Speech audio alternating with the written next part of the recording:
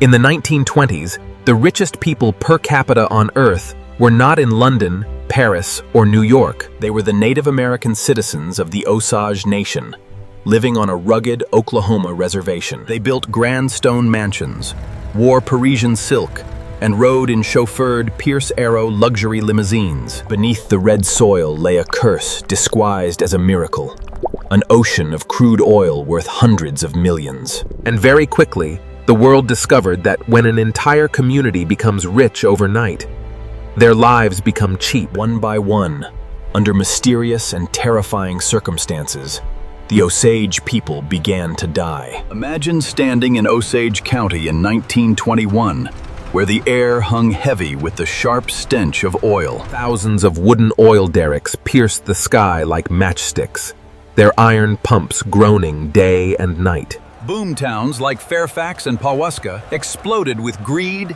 gamblers, and corrupt men looking for easy fortunes. People were poisoned in their beds, shot in lonely ravines, and blown apart in midnight explosions. This was not random crime.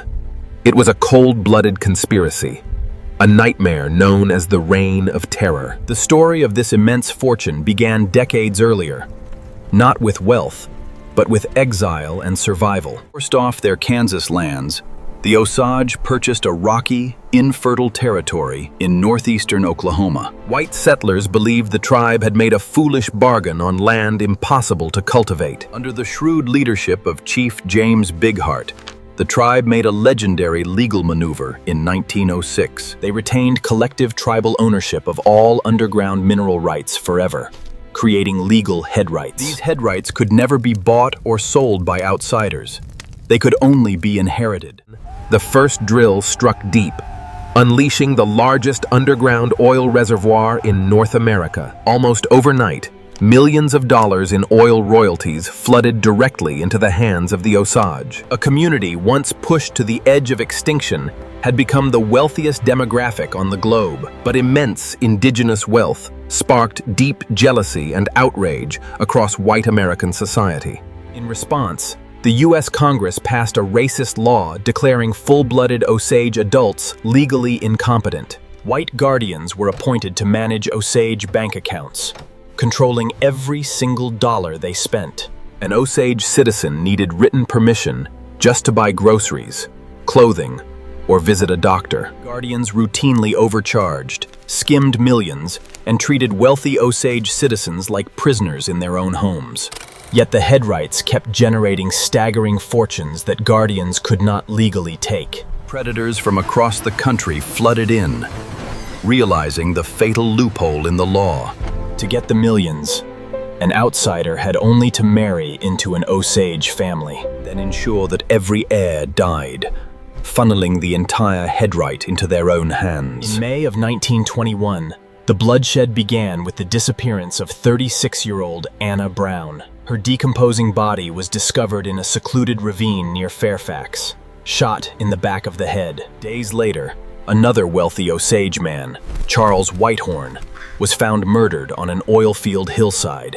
A wave of terror swept Osage County, but this was only the start of a targeted extermination. The killings zeroed in on one prominent family, the family of Anna Brown's sister, Molly Kyle. Months after Anna's murder, their mother, Lizzie Q, fell suddenly ill and died of a mysterious wasting disease.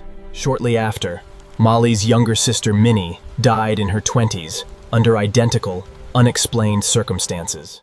With each death, the family's massive oil head rights consolidated into the hands of the survivors. Then came the horrifying early morning hours of March 10th, 1923. A massive bomb placed beneath the home of Molly's sister, Rita Smith, detonated with catastrophic force. Rita and her housekeeper died instantly.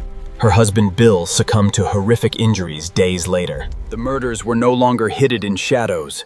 The killers were openly waging war. Anyone who attempted to investigate or find the truth was swiftly silenced. An oilman named Barney McBride traveled to Washington for help, but was stabbed 20 times in a park. Local lawmen looked away, while corrupt doctors signed falsified death certificates claiming natural causes. At the center of Osage County stood a wealthy and powerful cattle baron, Known as the King of the Osage Hills, Hale posed as a loyal friend and protector of the tribe. He spoke their language, contributed to charities, and funded reward money to catch the killers. He was also the beloved uncle of Ernest Burkhart, the man married to Molly Kyle. Behind his mask of benevolence, William King Hale was the mastermind, directing the entire slaughter. He systematically orchestrated the murders of Molly's entire family to funnel the millions directly to Ernest.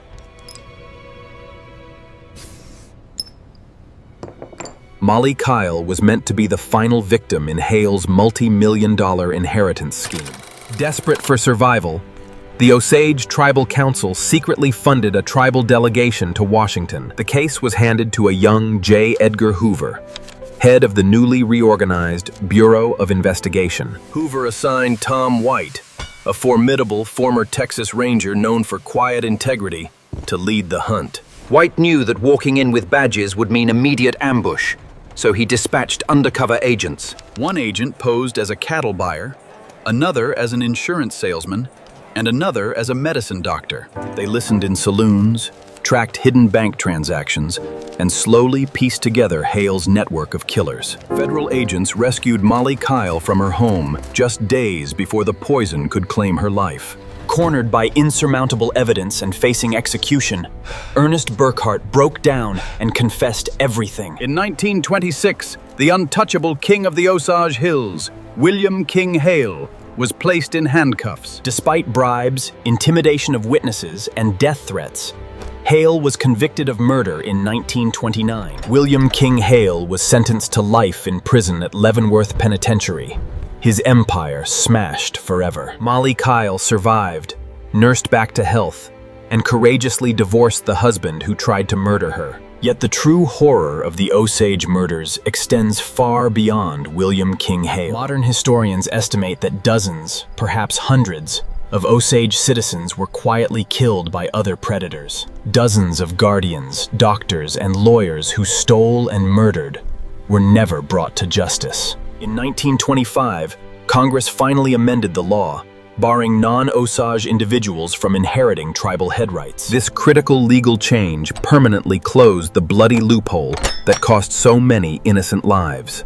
Today, the noisy boomtowns have quieted, and the wooden derricks have decayed into the earth. Yet the memory remains carved deep into the Oklahoma hills, a chilling warning of unchecked human greed. The Osage Nation survived exile, betrayal, and the reign of terror, standing today as a proud, sovereign people.